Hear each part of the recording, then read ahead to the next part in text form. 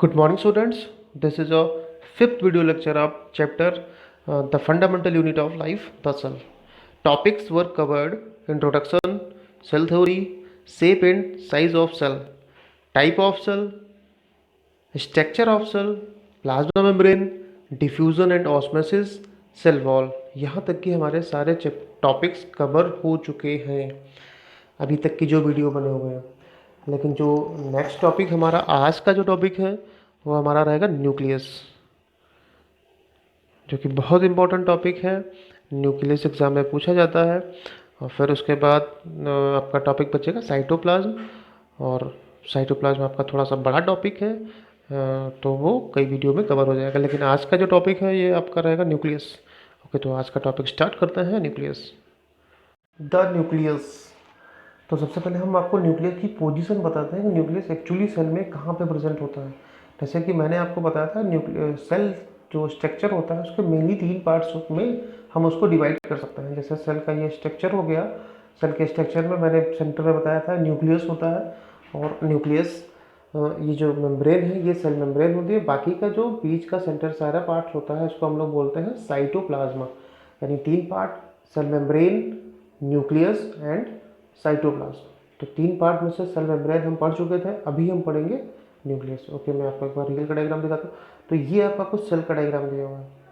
Cell के diagram में ये सेल है और उसके बीच में ये आपका न्यूक्लियस प्रेजेंट है।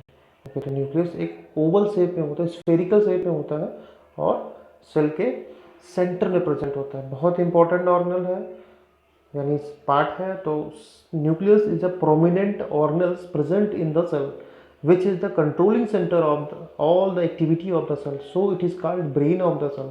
यानी हम इसको कह सकते हैं कि ब्रेन ऑफ द सेल, क्योंकि ये सेंटर में होता है और सारी सेल की एक्टिविटी को कंट्रोल करता है। Nucleus discovered by Robert brown. Nucleus की जो डिस्कवरी थी वो रॉबर्ट ब्राउन ने की थी। Nucleus is dense and spherical organelle. Nucleus is bounded by two membranes. यानी न्यूक्लियस के चारों तरफ दो मेम्ब्रेन होती हैं, डबल मेम्ब्रेन होती है, और दोनों मेम्ब्रेन मिलकर क्या बनाती है, जो उसका एक तरीके से कवरिंग, उसको बोलते हैं इन्वलप। इन्वलप फॉर्म करती है nucleus. Envelope contains many pores. जो इन्वलप होता है वो उसमें बहुत सारे पोर्स होते हैं, उनका नाम दे दिया जाता है न्यूक्लियर पोर। एंड जो एक फ्लूइड लिक्विड जो भरा रहता है न्यूक्लियस के अंदर उसको बोलते हैं nucleoplasm. The fluid which is inside the nucleus is called nucleoplasm. Nucleoplasm जो लिक्विड होता है जेली लाइक, उसको बोलते हैं न्यूक्लियोप्लाज्म। और न्यूक्लियोप्लाज्म में क्रोमैटिन्स होते हैं। क्रोमैटिन्स क्रोमोसोम्स कंटेन करते हैं। क्रोमोसोम्स क्या कंटेन करते हैं, जीन।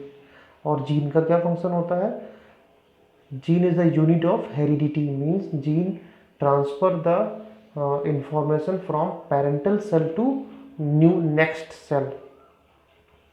ओके, तो हम अब स्टार्ट करते हैं। जैसे कि आप देखें, ये आपके सामने डायग्राम दिया हुआ है सेल का। सेल के अंदर न्यूक्लियस को रिप्रेजेंट किया गया है, सिर्फ उसकी लोकेशन को दिखाया गया है यहाँ पे। तो ये न्यूक्लियस यहाँ पे प्रेजेंट होता है, सेंटर में होता है, इसलिए इसको बोलते हैं brain of the cell. Main चीज़ ये हमारी पूरी सेल को कंट्रोल करता है, जितनी भी एक्टिविटीज़ होती हैं वो सारा कंट्रोल करता है। जैसे हमारी बॉडी में हमारा ब्रेन जो होता है वो हमारी पूरी बॉडी को कंट्रोल करता है, ऐसे ही सेल के अंदर न्यूक्लियस होता है वो पूरी सेल को कंट्रोल करता है, इसलिए उसको बोलते हैं ब्रेन ऑफ द सेल। और अगर आप देखें तो सेल के चारों तरफ ये कुछ स्ट्रक्चर दिया हुआ है ऐसे, इसको बोलते हैं इंडोप्लाज्मिक रेटिकुलम, ER, जो इसके चारों तरफ इसकी वॉल से जुड़ा होता है। अब आपको मैं एक डायग्राम दिखाता हूँ जो न्यूक्लियस का क्लियर डायग्राम होगा, ताकि आपको ये सारी चीज़ें समझ में आ सके। ओके, नेक्स्ट दिया हुआ है, ये देखिए। जैसे कि मैंने आपको बताया था कि न्यूक्लियस के चारों तरफ कुछ ये मेम्ब्रेन होती है, ये स्फेरिकल शेप में होता है, और उसके चारों तरफ डबल मेम्ब्रेन होती है। ये डबल मेम्ब्रेन आपको यहाँ पे दिखाई गई है। डबल मेम्ब्रेन ये रही, ये इस तरीके दिखाई गई, और उसमें कुछ ये देखिए पोर्स भी बने हुए, ये पोर्स दिए हुए हैं। यानी जो डबल मेम्ब्रेन है वो पूरा उसका इन्वलप बना रही है, एक तरीके से उसकी कवरिंग बना रही है, और उसमें भी पोर्स होते हैं छोटे छोटे। वो जो पोर्स होते हैं उनको बोलते हैं nuclear pore. This is nuclear pore. Nuclear pore, और अगर देखें तो न्यूक्लियर पोर के बाद न्यूक्लियस के अंदर भी एक न्यूक्लियस होता है, यानी न्यूक्लियस का न्यूक्लियस कॉल्ड न्यूक्लियोलस। और जो उसके अंदर लिक्विड फिल होता है, यानी उसको बोलते हैं न्यूक्लियोप्लाज्म। ये जो इसमें जेल लाइक स्ट्रक्चर प्रेजेंट होगा उसको बोलेंगे न्यूक्लियोप्लाज्म। और उसके अंदर कुछ थ्रेड धागे जैसे स्ट्रक्चर प्रेजेंट होते हैं, बहुत डेंस प्रेजेंट होते हैं। इनको हम कह सकते हैं क्रोमेटिन्स। This is chromatins. और उसके चारों तरफ जो लगे होते हैं वो एंडोप्लाज्मिक रेटिकुलम ER ये प्रेजेंट। ये भी एक सेल ऑर्गेनेल। ये आपका सेल इन्वेलप हो गया, क्रोमेटिन्स हो गए। तो ये हमारा एक सेल का क्लियर कट डायग्राम।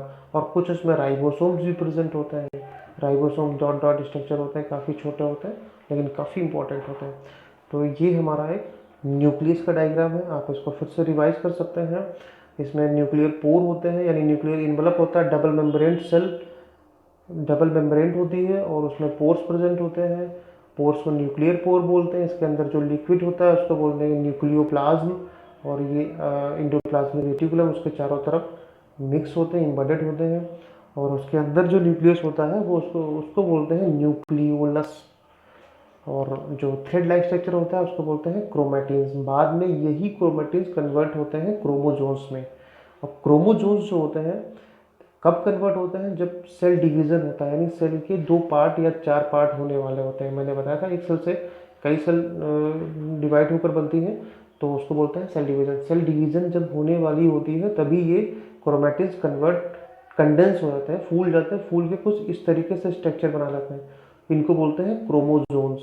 और क्रोमोजोन्स का जो, अगर क्रोमोजोन्स को देखें तो क्रोमोजोन्स सिर्फ दो चीज़ों से मिलकर बना होता है, DNA एंड प्रोटीन।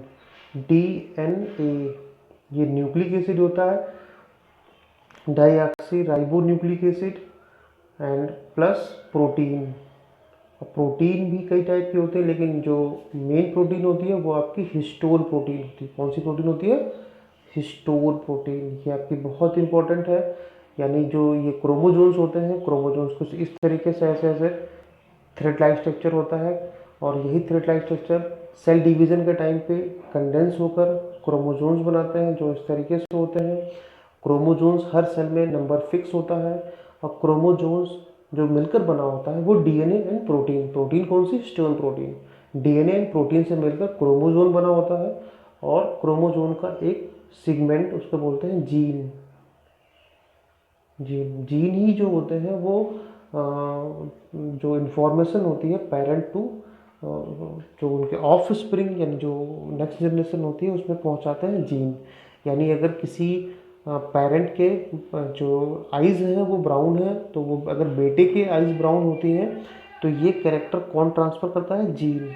तो जीन को हम बोलते हैं जेनेटिक मटेरियल, या उसको बोलते हैं यूनिट ऑफ जेनेटिक मटेरियल या यूनिट ऑफ जेनेटिक।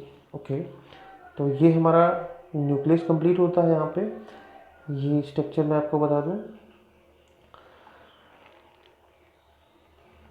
ओके, क्रोमोजोन्स या क्रोमोजोन्स क्या होते हैं, कैसे वर्क करता है, ये फिर न्यूक्लियस का फंक्शन, ये मैं आपको नेक्स्ट वीडियो में कंप्लीट करता हूँ। तब तक के लिए आप न्यूक्लियस के डायग्राम को बनाएं, लेवल डायग्राम बनाएं, ये आपका होमवर्क रहेगा। और उसमें जितने भी पार्ट्स हमने बताए हैं उनको सबको लर्न करके सही से डायग्राम बनाएं। ओके, तब तक हम नेक्स्ट वीडियो मिलते हैं जिसमें आपको क्रोमोजोन्स, क्रोमेटिन्स कैसे बनते हैं और क्या फंक्शन होते हैं क्रोमोजोन्स के, न्यूक्लियस क्या फंक्शन करता है, ये मैं आपको नेक्स्ट वीडियो में बताता हूँ। Thank you so much.